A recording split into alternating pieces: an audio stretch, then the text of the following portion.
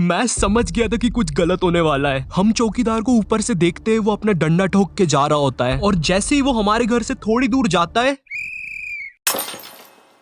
ये सीटी चौकीदार ने नहीं बजाई थी, ये यश था।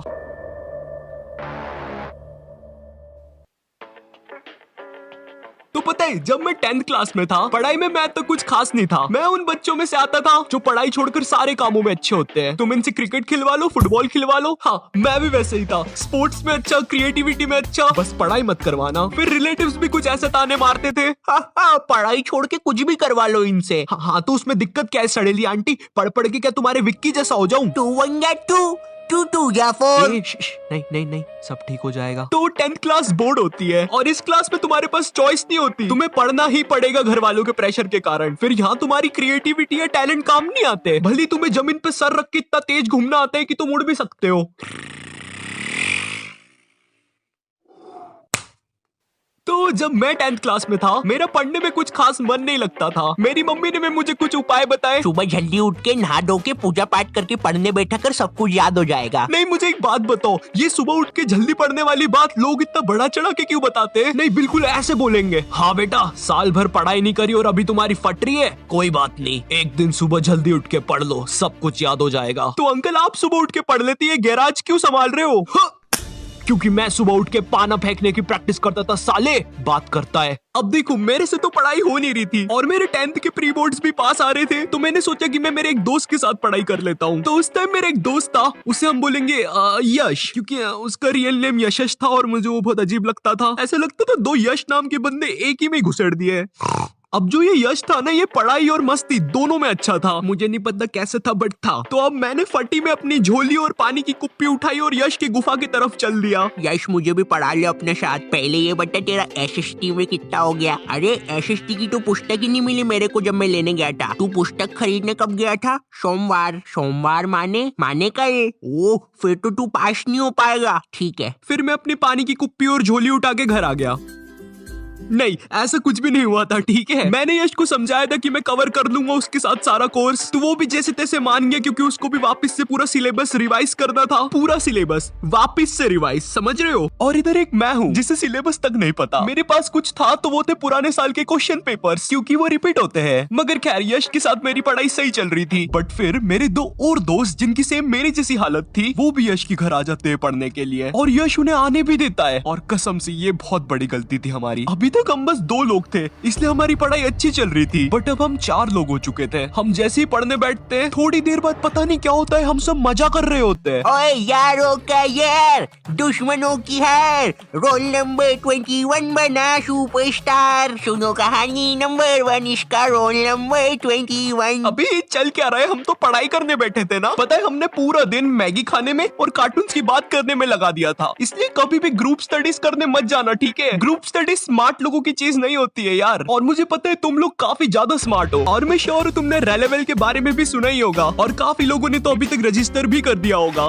काफी स्मार्ट जो हो तुम लोग। और नहीं किया है तो रेलेवल अभी वापस आ गया 2 न्यू टेस्ट के साथ in the field of business analyst and data analyst. Companies like Cred, upGrad, Razorpay, ये सब रेलेवल से हायर करती है यार, with package up to 22 lakh per annum. समझ रहे हो कितना सारा पैसा है? अरे भाई, लेकिन करना क्या होगा इसके लिए? मैं बताता हूँ। तुझे फर्स्ट फेज में पास होने के लिए 150 प्लस का स्कोर लाना पड़ेगा, एंड सेकंड फेज में 700 प्लस का स्कोर तुझे डायरेक्ट इंटरव्यू के लिए क्वालिफाई करेगा, और बहुत सी जॉब अपॉर्चुनिटी के लिए भी क्वालिफाई करेगा। भाई, ये टेस्ट के लिए पैसे भी लगते होंगे ना? अबे यार, तेरे में सच में दिमाग नहीं है? क्यों आता है तू मेरी वीडियोस में? रेलेवल टेस्ट बिल्कुल फ्री है यार, कोई पैसा नहीं लगेगा। और अगर तुमने टेस्ट पास कर लिए तो कंपनीज तुम्हें गारंटी पैकेज ऑफर करेगी up to 4 lakh for non tech role और 6 लाख फॉर टेक रोल। अगर तुम्हें यकीन नहीं हो रहा तो ये देखो, तनिष्क सिंह जो भी रिसेंटली प्लेस्ड हुआ है क्रेड में with package 40 lakh per annum. अगर तुम 18 हो या 18 से ज्यादा तो तुम्हारे लिए बेस्ट अपॉर्चुनिटी है। और रेलेवल पे तुम्हें साइन अप करने के लिए relevil.com पर जाना पड़ेगा। वहाँ पे तुम्हें अपने हिसाब से टेस्ट की डेट सिलेक्ट करना पड़ेगा और स्लॉट बुक करना पड़ेगा। और सुनो, एक सीक्रेट, स्लॉट बहुत लिमिटेड है, इसलिए अभी जाके बुक कर लो, लिंक डिस्क्रिप्शन में। इनका फर्स्ट एवर अचीवर भी सबमिट होने वाला है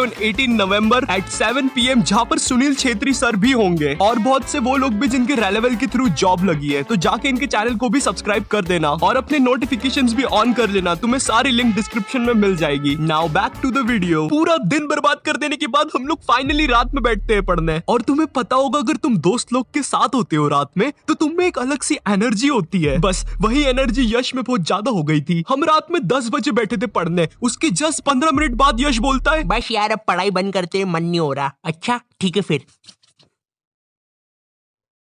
क्या हुआ, तूने तो बोला बंद करते। अरे तू सो क्यों रहा है, आज अपन मजा करेंगे।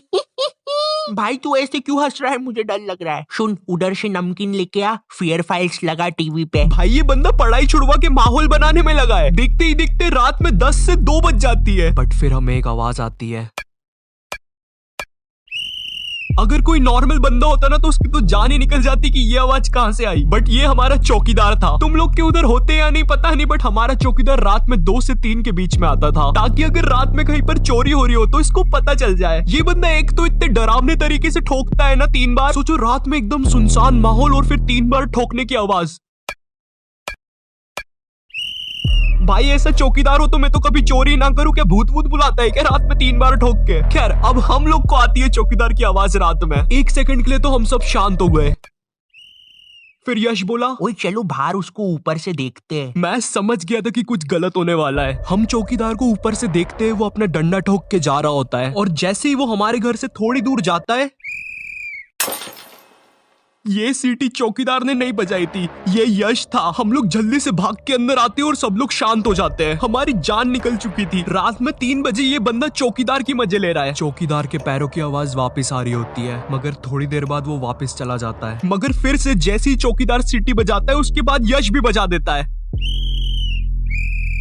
इस बार चौकीदार समझ जाता है कि आवाज कहां से आ रही है, क्योंकि किसी भी घर में लाइट नहीं जल रही होती है सिवाय यश के घर के, और हमको वो चीज पता ही नहीं थी। वो चौकीदार यश के घर के नीचे आके खड़ा हो जाता है और अपने पैरों की आवाज करता है। यश को लगता है वो फिर से चला गया। यश गेट खोल के जैसे ही बाहर निकलता है सीटी बजाने। हाँ चल देख लिया, अब नीचे आजा, तेरी सीटी बजाता हूँ, चल जल्दी नीचे आ। हम लोग कसम से इतना तेज भागते हैं घर के अंदर, लाइट बंद करके एकदम शांत। बट वो चौकीदार अब यश का गेट ठोकने लग जाता है जम से। हम लोग की बहुत गंदी फट चुकी थी और यश के घर वालों में से कोई उठ जाता ना, हमारा तो खेल ही खत्म हो जाना था। मगर थोड़ी देर बाद वो चौकीदार अपने आप चला जाता है, मुझे नहीं पता कैसे, बट हाँ भाई उस दिन रात भर नहीं सोए थे हम लोग। बट क्या अगर वीडियो पसंद आई हो तो एक लाइक मारना और चैनल पे नहीं हो तो सब्सक्राइब कर देना। 200K के बहुत करीब है, बहुत तो नहीं है बट है तो कर देना, ठीक है। एंड री-लेवल को भी चेक करना मत भूलना, लिंक डिस्क्रिप्शन में है। एंड मैं मिलता हूँ तुमसे नेक्स्ट वीडियो में, तब तक के लिए बाय।